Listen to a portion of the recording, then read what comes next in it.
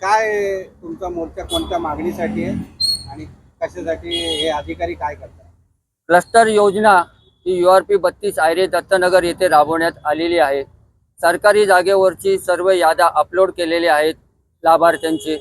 आता आमचं म्हणणं आहे की त्यांनी मागे 2024 साली पालकमंत्री शंभूराजे देसाई यांच्याकडे बैठक जी लागली होती त्यावेळी जाखड मॅडम यांनी स्वतःहून माहिती दिली की महाप्रीत सोबत आमची बैठक झालेली 2 दिवसापूर्वी आणि उर्वरित काम आम्ही लवकरच शासन दरबारी आम्ही अर्ज करून इथे देऊ। आम्ही त्यांच्यावर विश्वास ठेवला। 2026 आहे, पुन्हा तेच मागणी आणि काल बैठकीमध्ये त्याबद्दल आम्हाला ठोस आश्वासन देत नाहीयेत की कधी बैठक लागणार, काय होणार। वारंवार मागणी करतो की सरकारी जागेवरती विकासक नेमा।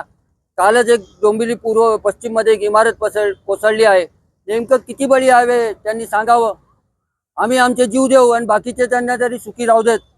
किती वारंवार आंदोलन करायचे, प्रत्येक गोष्ट मग ती यादी लागण्याकरता असो नाहीतर काही करण्याकरता असो, प्रत्येक गोष्ट आंदोलनाशिवाय पर्याय नाहीये। आणि नेमका हा सरकार आणि यांना राबवायचा आहे की नाही, क्लस्टर गरिबांना घर द्यायचं आहे की नाही। एकीकडे म्हणतात हे म्हणतात कोण पंतप्रधान सर्वांना हक्काचं घर भेटलं पाहिजे।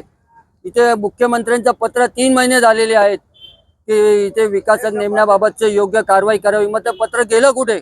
हा मुख्यमंत्र्यांचा अपमान आहे आणि त्याचा तीव्र निषेध केला पाहिजे। कुठल्या अधिकाऱ्यांनी हे दाबलेलं आहे त्याच्यावरती कारवाई झालीच पाहिजे कुठल्याही परिस्थितीत, ही आमची प्रमुख मागणी आहे। ज्यांचं सर्वेक्षण झालं नाही त्यांचं पुनश्च सर्वेक्षण झालं पाहिजे। ज्या धोकादायक इमारती पडलेल्या आहेत त्यांना प्रथम प्राधान्य आणि अपंगांना प्राधान्य घेणं आवश्यक आहे।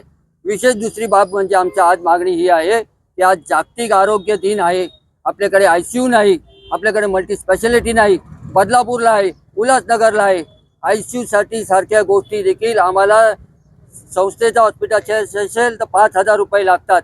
कुठून आणायचे गरिबांनी? का आम्हाला भेटत नाही या सर्व गोष्टी? याकरता आमचं आंदोलन होतं आणि याकरता आम्ही निषेध करतो। आत्ता 2500 लोकांचं सर्वेक्षण झालेलं आहे आणि 2500 लोकांची याद्या त्यांनी अपलोड केलेल्या आहेत। पूर्ण टोटल 13 विभागातली याद्या त्यांनी अपलोड केलेल्या आहेत। विकासक न नेमण्याचं कारण मला असं वाटतं जे लोकप्रतिनिधी आहेत तेच बिल्डर आहेत आणि उद्या क्लस्टर आलं तर ह्या सगळं त्याचं तिकीट ब्लॅक होतं, कारण त्याचा तुटवडा होतो।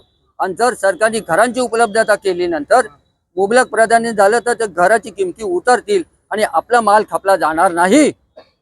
यासाठी हे सर्व लोकप्रतिनिधी हे असं माझा ठाम आरोप आहे।